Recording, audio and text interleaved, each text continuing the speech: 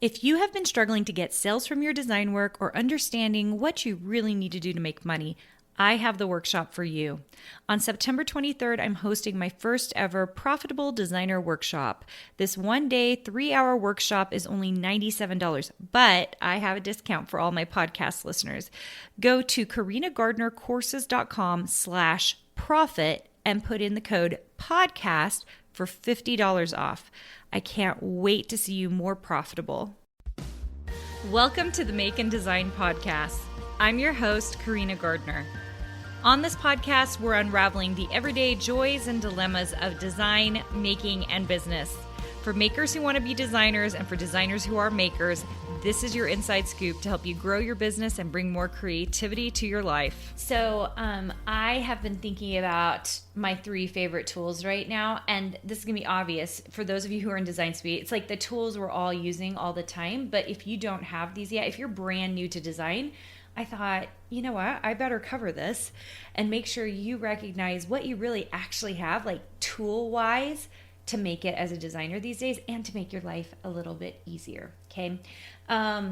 So I think I've posted things about this on my Instagram feed, which you can check out at Carina Gardner.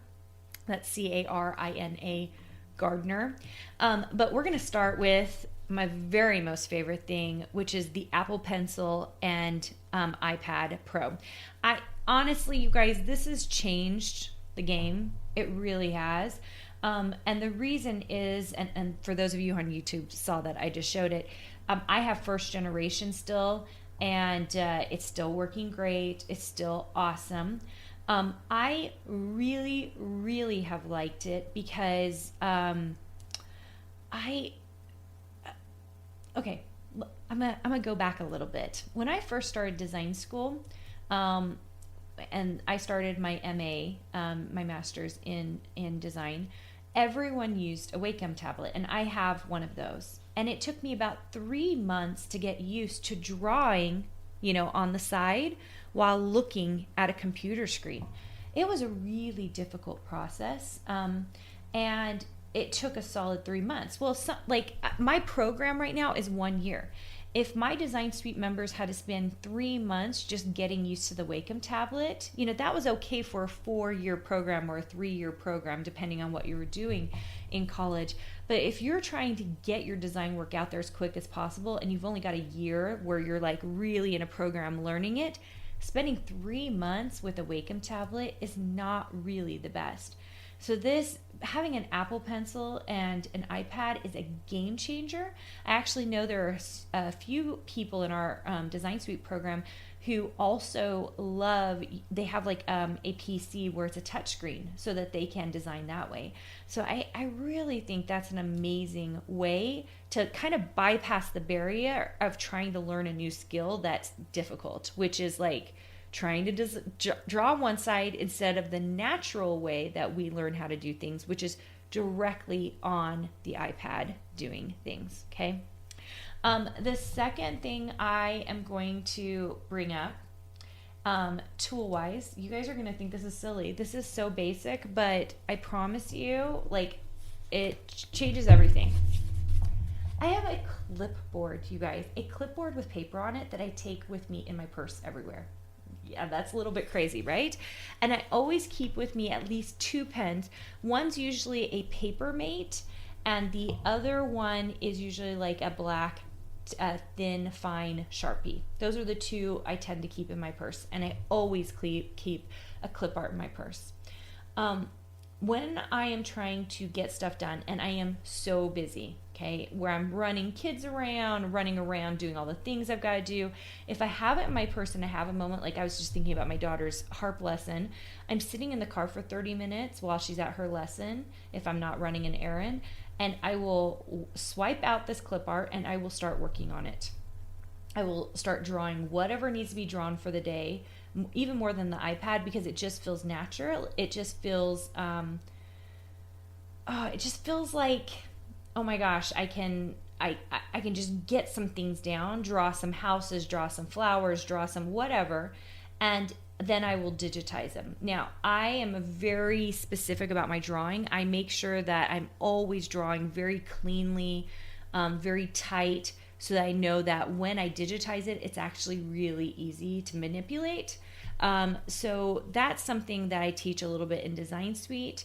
And I think it really helps make the design process easier, because the whole goal, we have lots and lots of artists. I have lots of artists who come to boot camp. I have lots of artists that listen to this podcast. If you're one of them, I want you to listen to this.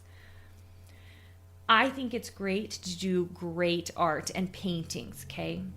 But the whole goal of your artwork, to make money with it, if you're not going to be just a fine artist, is to digitize it. Because if we can digitize it, then we can make money with it, okay? So, second favorite tool is a good old basic clipboard with 2 really good pens, okay? The last one is one I didn't know about. My Design Suite members let me know about it, and I'm going to share it with you guys today. So this relates to the iPad Pro. When you're drawing on it, it feels really slippery, really smooth, because it's a screen, right? So everyone in that group suggested something called Paper-like. Have you heard of it before? I had never heard of it before, and I've now had it for about 3 months now, and I love it. It's a thin screen protector that makes your screen feel like you're drawing on paper. So you might want to check that out. I don't have any affiliate links or anything. It's just something that my Design Suite community came up with. And those little nuggets, which by the way, there are tons of those just happening in the community all the time. It's those little nuggets that really, those are the things you don't know about, right? So Paper-like, go check it out if you want it to feel like your iPad or your screen more like paper. They have a number of different sizes that you can put directly on your screen. All right. So those are my 3 favorite tools today. I hope you enjoyed that. And by the way, if you have not checked out my new Accelerated Designer Workshop series, I know we're a little bit in. I think we've got probably 3 of these done already. It is going on all year. It is only $67 to join a single workshop. But if you love that workshop, you should come join us for a year. Most people always end up signing up for a full year, because which by the way lowers the price. Instead of $67, it ends up being more like $47 per workshop if you sign up for the whole year. It's because it's a series. So in January we started talking about Design Year 2022. So it was very systematic goal setting that made a ton of sense, and you can start there. Even if you started in October, it would be great to start there, okay? Then in February, we talked about debunking design myths, and we really debunk them. And I start talking about numbers, where you're going to really make the money. It's fantastic. In March, we talked about hyper-focusing your activities to create really good results, which for most of us is money, right? We want self-fulfillment, we want to make art, and we want to make money. So we want to make sure those results are in line, okay? So check out our April if you want to come to a single one, or check out the All Access Pass, which will give you access to the 3 older workshops and all the upcoming workshops. We are going to be talking about flow. We're going to be talking about holes in your business and how to fix them.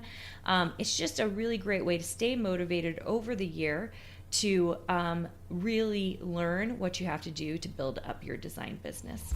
All right, guys, thanks for joining me. Hey, did you know that you can visit me at makeanddesign.com to learn more about this podcast and join my VIP group for weekly freebies? I can't wait to see you there.